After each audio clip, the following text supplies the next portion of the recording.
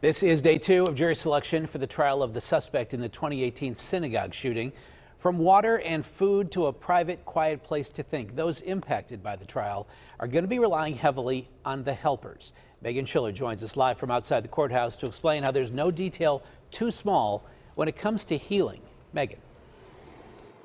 Another long day of questioning of those potential jurors. They talked to another 19 people today, bringing the total interviewed so far up to 35. This morning, it started with what are called motions to strike. Essentially, they were talking about the jurors that were interviewed yesterday, deciding which ones that they wanted to keep and which ones they no longer wanted to consider.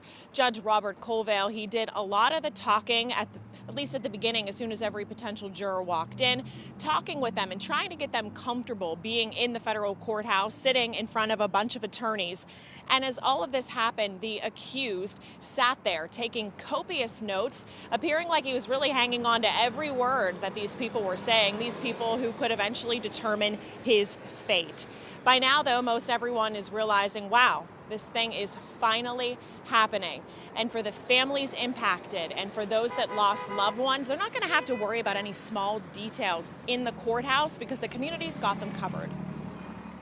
Nearly every single day of the week, from now until at least July, those impacted by the 2018 Pittsburgh synagogue attack will look to what's happening inside this building, and the prep work began long ago. The Jewish Family Community Services, Jewish Federation, U.S. Attorney's Office, and us have been meeting for a year and a half, maybe even 2 years. Maggie Feinstein sat down with me to talk about how the 1027 Healing Partnership's working to make this daunting court process bearable, thinking of the little things in advance. We've thought about everything from the basic needs of transportation, food, and water to making sure that we have mental health support, making sure that we have people who can help out in the courtroom. 20 seats inside the courtroom will be reserved each day for the victims and their loved ones.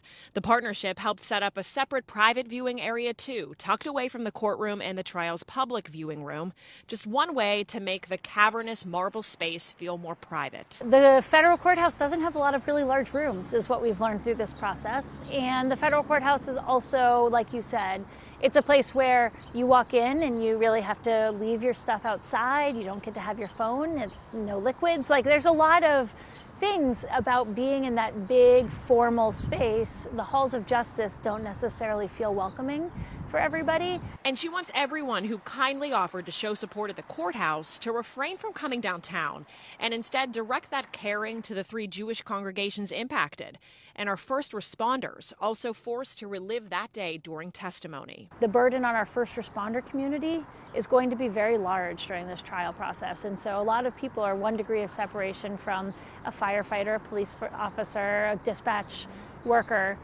caring for them too, offering nurturing, offering food.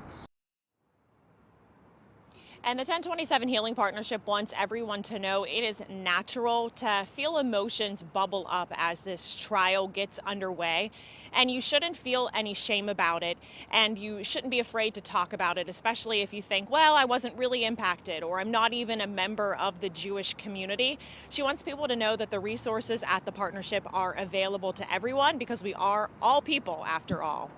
Reporting tonight live outside the federal courthouse, I'm Meghan Schiller, KDKA News.